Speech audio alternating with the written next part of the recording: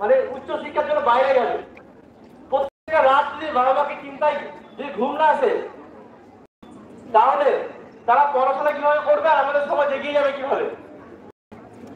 আমরা সবসময় বলি জেন্ডার ইকুয়ালিটি, আর সেই জায়গায় যদি নারীরা এই যে আজ যেমন রাত 12টার সময় নির্ভীকভাবে নারীরা এখানে এসছে, আমরা চাই যে পরবর্তী প্রত্যেকটা রাতে নির্ভীকভাবে নারীরা চলতে পারে। তার সঙ্গে আমি যেহেতু ডাক্তার একটা ফ্যাটার্নিটি, এখান থেকে আমি একটা জিনিস বলতে চাই, ডাক্তাররা সমাজের জন্য এত কিছু করে, নিজেদের পুরোপুরি যতটুকু দেওয়া সম্ভব। আপনারা জানেন আজকে যে দিদি আমাদের সিনিয়র, আমাদের দিদি যিনি আজ পৃথিবীতে নেই, তিনি 36 আওয়ার ডিউটি করেছেন, তারপরে কিন্তু তার উপরে এটা হয়েছে। তাহলে তারা কতটা পরিমাণ স্যাক্রিফাইস দেয়, তারপরেও তাদের কোনো নিরাপত্তা নেই। যদি তাদের কোনো নিরাপত্তা না থাকে, তাহলে তারা মানুষকে কিভাবে ট্রিটমেন্ট করবে? তাহলে সেই নারীর নিরাপত্তার জন্য আজ আমরা এখানে এসেছি। সর্বোপরি আমাদের একটাই উদ্দেশ্য, নারীদের নিরাপত্তা যেন সিকিউর থাকে। এবং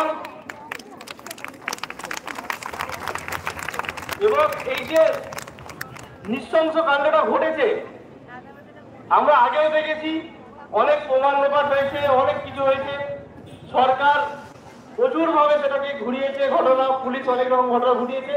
চোখের সামনে আপনারা দেখতে পাচ্ছেন, যে বিল্ডিং এ যে রুমে ঘটনা ঘটেছে তার ঠিক পাশের জায়গাতেই কনস্ট্রাকশনের কাজ শুরু হয়েছে পরের দিন থেকে।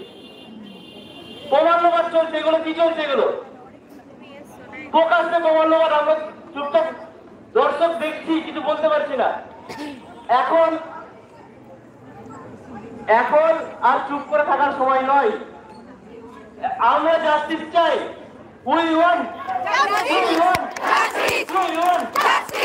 দর্শকের কারো হাত ভেঙে দাও, দর্শকের কারো হাত ভেঙে দাও। এই সরকারের পতন চাই, পতন চাই। এই নারী সরকার, যেখানে মুখ্যমন্ত্রী নিজে একজন নারী, সেই সরকারের আন্ডারে না হয় কি করে? এই সরকারের পতন চাই, পতন চাই। এখানে আমি দেখতে পাচ্ছি ডক্টর মনোজিৎ সরকার দা আছেন। আমি বলবো ডক্টর মনোজিৎ সরকার দা দয়া করে একটু আগিয়ে এসো। মনোজিৎ দা আগিয়ে এসো একটু।